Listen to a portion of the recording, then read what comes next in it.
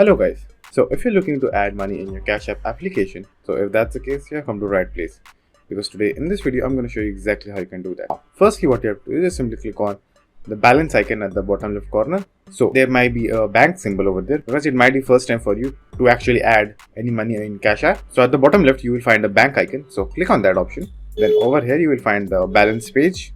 So firstly, before adding anything, what you have to do is just simply link a bank account or a credit card or a debit card with your Cash App application. So for doing that, click on linked account. Now in linked account, you can link a card, debit card, credit card or a bank account. So currently I have linked my bank account and credit card. So just do that process and go back to the home screen and click on add cash. So click on that. Then I'm going to just simply add $1.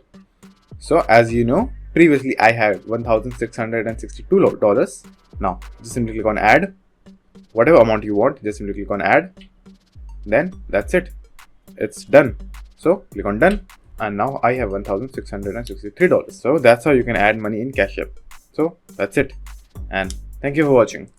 And do like and subscribe to my channel. And take care.